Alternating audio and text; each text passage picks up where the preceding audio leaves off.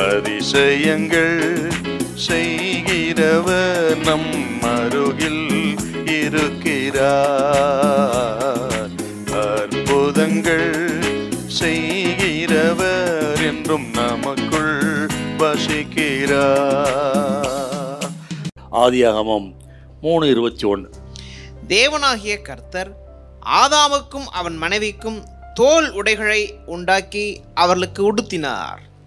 அப்படின்னா ஆதாம் ஏவாள் செய்த பாவத்தின் நிமித்தம் அதுக்கு பரிகாரத்தை உண்டு பண்ணுவதற்கு ஆண்டவர் ஒரு மிருகத்தை அடித்து அதன் இரத்தத்தை சிந்தி அவர்களுக்கு பாவ பரிகாரத்தை ஆண்டவர் உண்டு பண்ணினார் என்பது நமக்கு இங்கு தெளிவாய் தெரிகிறது.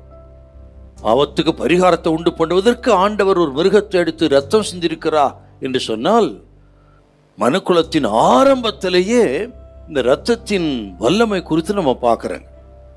இப்படி அவர்களை பாவத்தை மன்னித்து தோல் உடையில உடுத்தி அவர்களை தோட்டத்தில் வெளியே அனுப்பினார். அவர்களுக்கு பிறந்தவர்கள் தான் காயின், ஆபேல். இவர்கள் ஆண்டவருக்கு காணிக்கைகளை கொண்டு வந்தார்கள் அப்படின்னு ஆதியாகமம் 4ஆம் அதிகாரத்தில் விவரமாக நம்ம பார்க்கிறோம். காயின் நிலத்தை பயிரிடனாயிருந்தான். நிலத்தில் விளைந்தவற்றை சிலவற்றை கொண்டு வந்து அவன் பலியாக செலுத்தினான். ஆபேலும் மந்தையை மேய்க்கிறவனாயிருந்தபடினால் மந்தையின் தலையீற்றில் சிறந்ததை கொண்டு வந்து அவனும் கர்த்தருக்கு காணிக்கையாக பலி செலுத்தினான். இப்போ இந்த 2 பேரில் வேதம் சொல்லுகிறது, காயினின் காணிக்கையை தேவன் அங்கீகரிக்கவில்லை, ஆபேலின் காணிக்கையை அங்கீகரித்தார் என்றால் என்ன பிரச்சனைன்னு கேட்டீங்கன்னா, காயின் என் உழைப்பின் பலன் கர்த்தர் கொடுத்த ஈவு என்று விசுவாசித்தான். ஆனால் நான் ஒரு பாவி என்றோ என் பாவத்துக்கு பரிகாரமாக இரத்தம் சிந்தப்பட வேண்டும் என்றோ ஆண்டவரின் பிரமாணத்தை அவன் அங்கீகரிக்கவில்லை, அதை அறிக்கையிடவும் இல்லை. ஆனால் ஆபேல் அப்படி அல்ல.